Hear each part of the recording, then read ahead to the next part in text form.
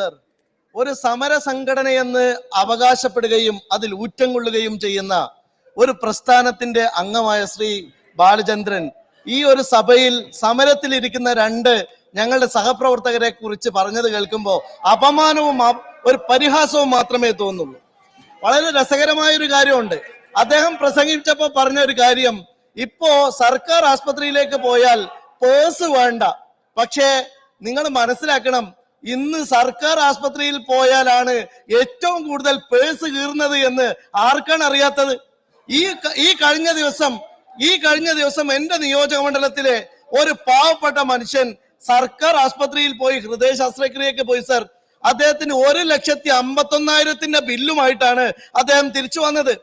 എന്റെ വീടിനടുത്തുള്ള ഒരു സ്ത്രീ, പുറത്ത് ഇത്ര ഇല്ല, അതാണ് മനസ്സിലാക്കേണ്ടത്. എന്റെ വീടിനടുത്തുള്ള ഒരു സ്ത്രീ കഴിഞ്ഞ ദിവസം മുട്ട് ശസ്ത്രക്രിയക്ക് പോയി സർ. 1,00,000 രൂപ ബില്ലടച്ചിട്ടാണ് അവര് വന്നത്. ഞാനൊരു കാര്യം മാത്രം പറയാം, 2,000 കോടി രൂപയാണ് ഉമ്മൻചാണ്ടി സർക്കാർ ആരോഗ്യരംഗത്ത് മാറ്റിവെച്ചത്. ഞങ്ങൾ 5,000 കോടി മാറ്റിവെച്ചു എന്ന് പറഞ്ഞു. അന്നത്തെ പഞ്ഞിയുടെയും നൂലിന്റെയും വില 10 കൊല്ലം മുമ്പ് എന്തായിരുന്നു എന്നെങ്കിലും മന്ത്രി അന്വേഷിച്ചിട്ടുണ്ടോ?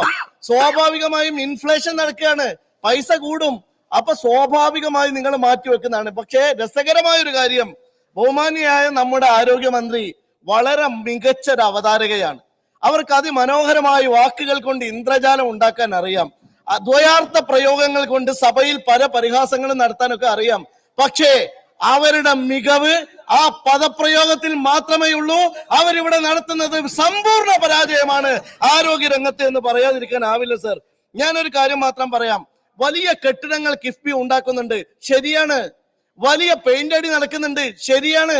വലിയ തോതിൽ ഉപകരണങ്ങൾ വാങ്ങിക്കൂട്ടുന്നുണ്ട്, ശരിയാണ്. പക്ഷെ ആസ്പത്രിയിൽ സാധാരണക്കാർക്ക് ചികിത്സ കൊടുക്കേണ്ട ഒരു സംവിധാനവും കേരളത്തിൽ ഇല്ല എന്നതാണ് സർ യാഥാർത്ഥ്യം. നമുക്ക് അതേക്കുറിച്ചല്ലേ സംസാരിക്കേണ്ടത്, അതല്ലേ ആശങ്കപ്പെടുത്തേണ്ടത്.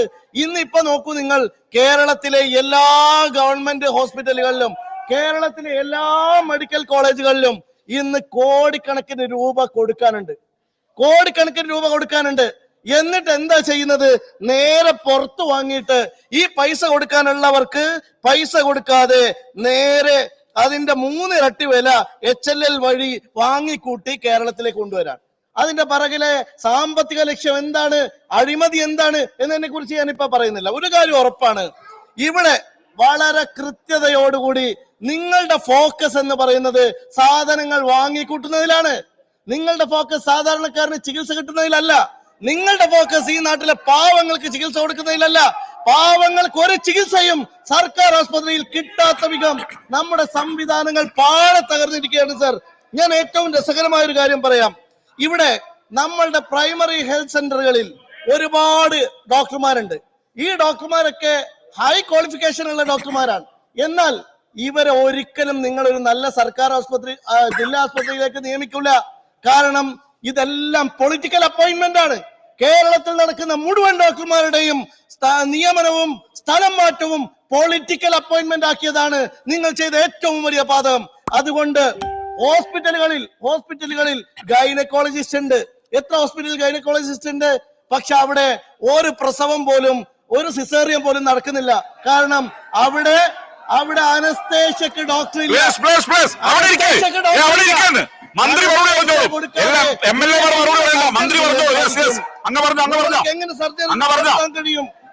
പറഞ്ഞോളൂ, നിങ്ങൾ അവിടെ ഇരിക്കെ. അടിയന്തര പ്രമേയം ചർച്ചക്കെടുത്ത് അതുകൊണ്ടാണ്. മന്ത്രി പറഞ്ഞോളൂ, മന്ത്രി കയ്യിൽ ശേഷിയുണ്ട്, നിങ്ങൾ സപ്പോർട്ട് ചെയ്യണ്ട. മന്ത്രി കയ്യിൽ ശേഷിയുണ്ട്. കോടാനുകോടി രൂപയുടെ ഐഡിലിംഗ് എക്യുപ്മെന്റുകൾ കിടക്കുകയാണ്. എന്റെ നിയോജക മണ്ഡലത്തിലെ പെരിന്തൽമണ്ണ മണ്ഡലത്തിൽ കോടാനുകോടി രൂപയുടെ എക്യുപ്മെന്റുകൾ വെറുതെ കിടക്കുകയാണ്. അത് ഉപയോഗിക്കുന്നില്ല, തുരുമ്പെടുത്ത് നിൽക്കാൻ 9 കൊല്ലമായി സാധനം വാങ്ങിയിട്ട്. നിങ്ങളുടെ 1ാം പിണറായി സർക്കാർ വന്ന സമയത്ത് വാങ്ങിക്കൂട്ടിയ ഉപകരണങ്ങൾ തുരുമ്പെടുത്ത് പെരിന്തൽമണ്ണ ജില്ലാ ആസ്പത്രിയിൽ കിടക്കുകയാണ്. നിങ്ങൾക്ക് ഒരു ചുണ്ണാമ്പ് ചെയ്യാൻ കഴിയുന്നില്ല. നിങ്ങള് ഡോക്ടർമാരുടെ വർക്കിംഗ് പാറ്റേൺ നിങ്ങൾക്ക് ഉണ്ടാക്കാൻ സാധിച്ചിട്ടുണ്ടോ?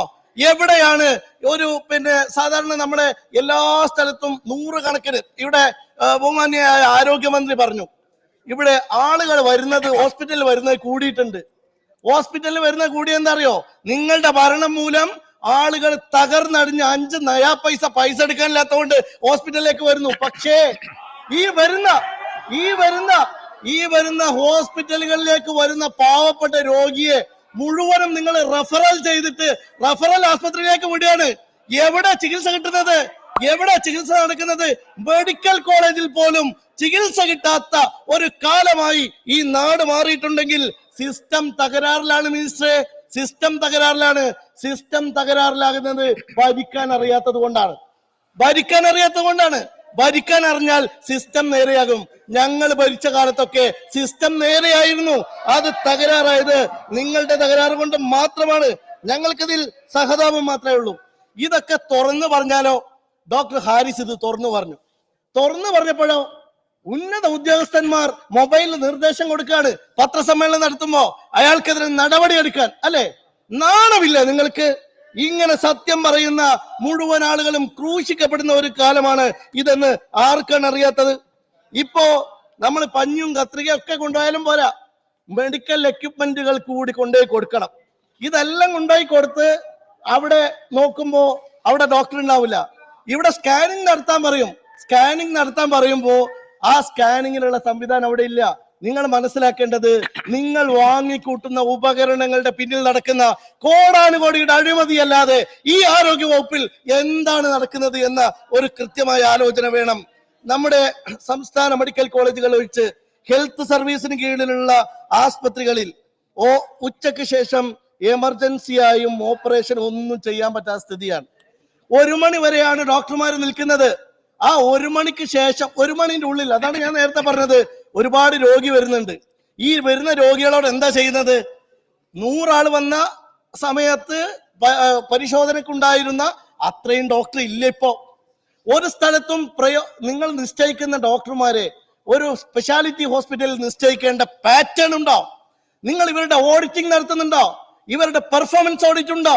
ഈ ഡോക്ടർമാർ ചെയ്യുന്ന പ്രവർത്തനങ്ങളെ കുറിച്ച് വല്ല ധാരണയും ഇവിടെ നിൽക്കുന്ന DHS എന്ന് പറയുന്ന ഉദ്യോഗസ്ഥയ്ക്ക് ഉണ്ടോ? അവരുടെ പണി എന്താണ്? അവരുടെ പണി മന്ത്രിക്ക് പിന്നാലെ വാലായി നടക്കലാണ്. എല്ലാ മാസാമാസവും നിങ്ങൾ മീറ്റിംഗ് ചേർന്ന് എന്താണ് കേരളത്തിൽ കൊണ്ടുവരുന്നത്? അവാർഡ് വാങ്ങാനുള്ള ക്രൈറ്റീരിയ ഉണ്ടാക്കാൻ നിങ്ങൾ നല്ല മിടുക്കന്മാരാണ്. നല്ല അവാർഡും നല്ല ട്രോഫിയും ഒക്കെ മന്ത്രിയുടെ ഓഫീസിൽ നിറഞ്ഞു കവിഞ്ഞിട്ടുണ്ട്. പക്ഷേ കേരളത്തിന്റെ ആരോഗ്യം ഒരു ട്രോഫി കൊണ്ടും നികത്താൻ കഴിയാത്ത വിധം വീണുടയുകയാണ് എന്നതല്ലേ യാഥാർത്ഥ്യം? കേരളത്തിന്റെ മന്ത്രി ഇപ്പോ നമ്മുടെ ഇൻഡെക്സുകൾ ഉഷാറാക്കാനാണ് ആകെ പണിയെടുക്കുന്നത്. ആ ഇൻഡെക്സ് കൊണ്ട് നിങ്ങൾക്ക് കിട്ടുന്ന നേട്ടം ഒരു പക്ഷെ പത്രത്തിൽ വരുന്ന ഫോട്ടോ മാത്രമായിരിക്കും. മരിച്ചു വീടുന്ന ആയിരക്കണക്കിന് മനുഷ്യന്മാരോട്, അവരുടെ കുടുംബത്തോട് നീതി പുലർത്താൻ കഴിയാത്തവരാണ് നിങ്ങൾ എന്നത് ഏറ്റവും ഗുരുതരമായ കാര്യമാണ്. നിങ്ങൾ മനസ്സിലാക്കേണ്ടത്, സാധാരണക്കാരന് ഇന്ന് മനസ്സിലായ ഒരു കാര്യമുണ്ട്. ഈ ഗവൺമെന്റിന്റെ പ്രയോറിറ്റി, നമ്മുടെ പ്രതിപക്ഷ നേതാവ് എല്ലാ സമയത്തും പറയുന്ന പോലെ, ഈ ഗവൺമെന്റിന്റെ പ്രയോറിറ്റി എന്ന് പറയുന്നത് സാധാരണക്കാർക്കൊപ്പമല്ല. ഇവിടുത്തെ കോർപ്പറേറ്റുകളെ, ഇവിടുത്തെ സ്വകാര്യ ആസ്പത്രികളെ ഏറ്റവും നന്നായി സംരക്ഷിക്കുന്ന ഒരു വകുപ്പാണ് ആരോഗ്യ വകുപ്പ് എന്ന ആക്ഷേപം കൂടി ഇവിടെ ഉന്നയിച്ചുകൊണ്ട് ഈ ഉപക്ഷേപത്തിന് എല്ലാ പിന്തുണ അറിയിച്ചുകൊണ്ട് എന്റെ വാക്കുകൾ നിർത്തുന്നു.